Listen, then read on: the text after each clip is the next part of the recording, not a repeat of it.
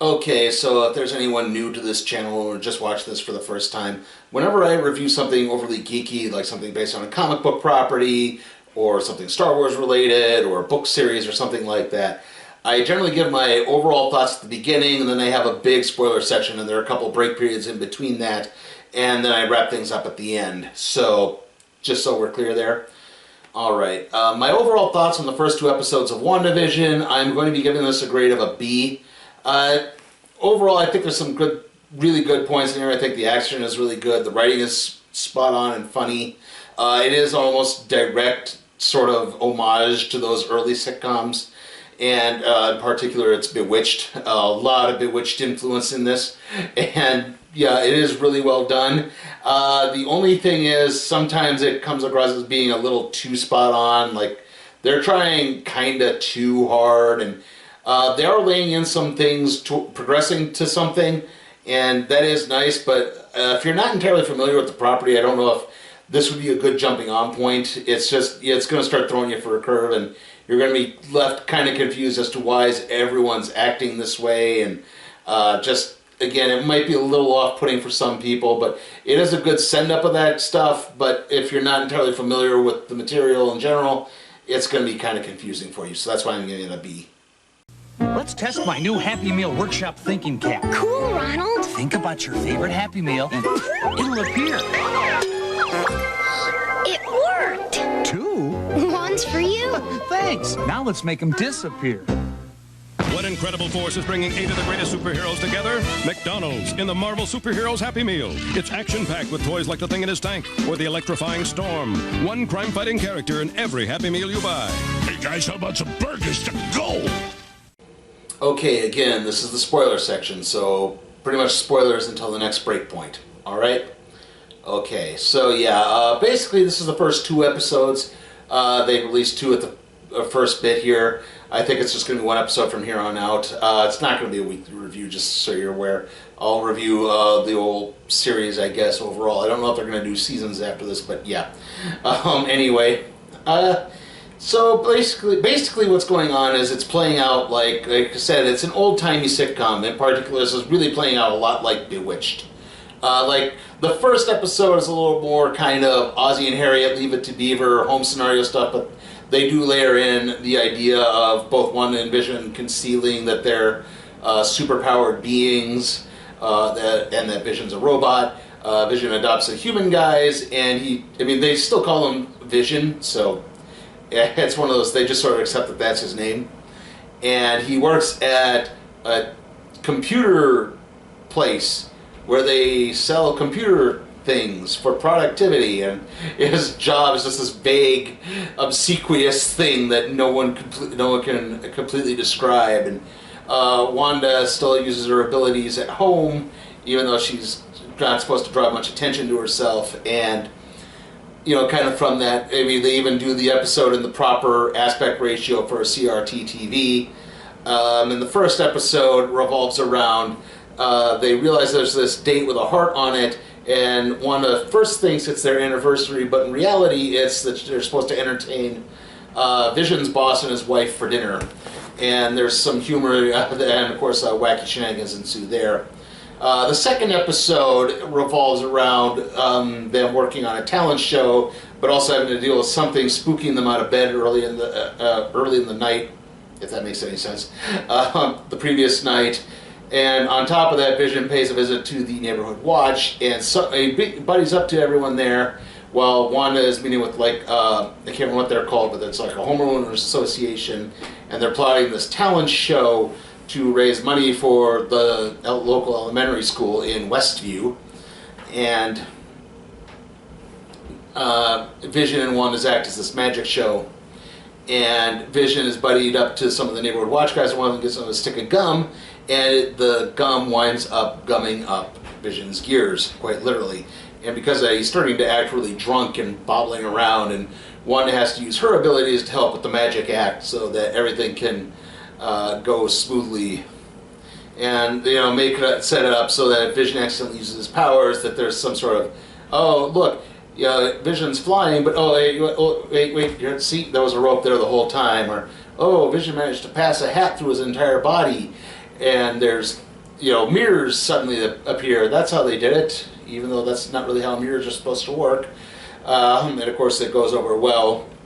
And there's this dark undercurrent to it all where occasionally Wanda has this sort of memory slip and things don't seem right, and when she tries to remember how she and Vision got married, she doesn't remember that. She doesn't remember a wedding. They don't remember where they had lived previously before they moved to Westview. And then while Wanda is listening to something on the radio, this message comes over asking her what's going on. Wanda, why are you doing this? Wanda, Wanda. And you start to grasp that something's obviously, again, a little off here as to what's happening. Is she, in a good state of mind? In fact, later in the end of the second episode, Wanda finds out she's pregnant, and then 2, they spot this beekeeper crawling out of the sewer, and then Wanda says no, and they just rewind back to her finding out she's pregnant. She asks, is this real? I mean, it's funny because it's literally, she gets up from the couch and suddenly she's got this baby bump in her belly. And, Vision says, yes, this is real. And then suddenly the whole episode transforms to color and they kiss. And then I guess I should talk a little bit about the supporting cast too. The main kind of recurring supporting cast member is the Gladys Kravitz-esque nosy neighbor, Agnes, played by Katherine Hahn, but she doesn't really do much except make jokes about her husband and, again, tries to help Wanda a little bit. Like, in the first episode, she plays a bigger role where she helps Wanda plan a sort of sexy evening, romantic evening for the anniversary that turns out to be a dinner date with the boss and the wife. So, yeah. So, in other words, the boss and the wife, so she has to come over and bail Wanda out again, getting her some food so she can cook dinner.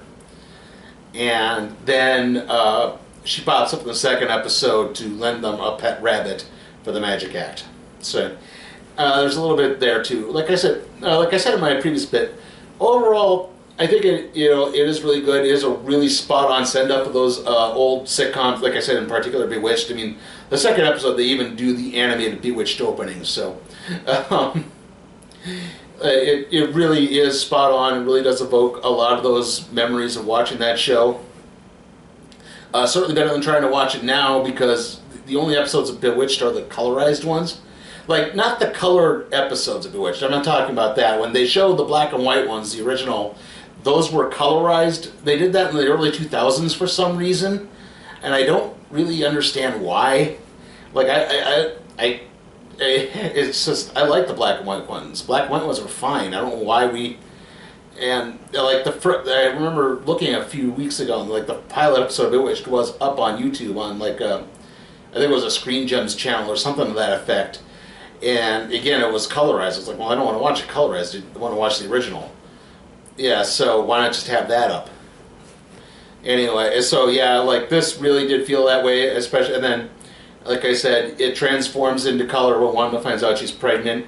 So I guess now we're going to be getting more into sort of the Brady Bunch type stuff that you saw in some of the trailers, or even into an 80s family sitcom style, probably later. But still, like, it's really evocative of that. Just, again, something about it, I think it got a little too reliant on the sitcom gags. Excuse me. Sorry about that.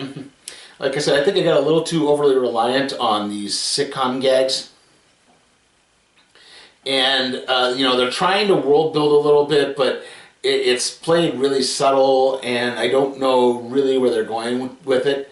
Hopefully it will lead to a bigger revelation, but yeah, it kind of made the thing feel a little too off-kilter sometimes.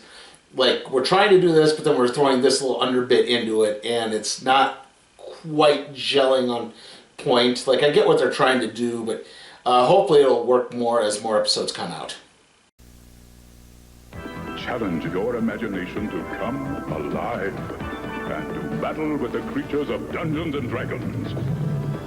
Grapple against the forces of evil as a Marvel Comics superhero. Hunt adventure and glory as Indiana Jones. The all-new role-playing games of TSR and Dungeons and Dragons. Unleash the power of your imagination. Okay, so yeah, sorry, this is probably a little late too. Time kind of got away from me again. I know I meant to put out more videos other than I did before the damage control episode, but unfortunately real life kind of got in the way.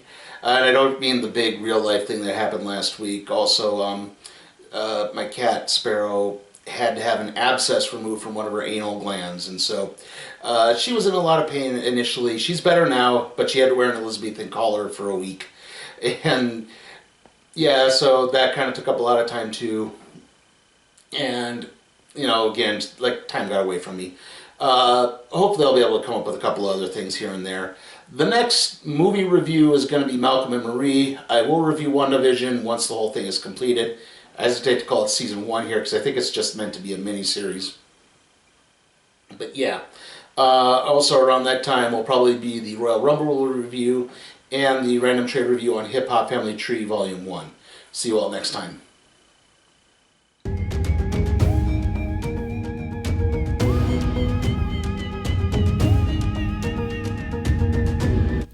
Hey guys, remember, you can help support my channel at patreon.com/SleepyTimeForCat Productions, where you can help request a movie, even if it's something like, say, Sonic the Hedgehog or the next Purge film.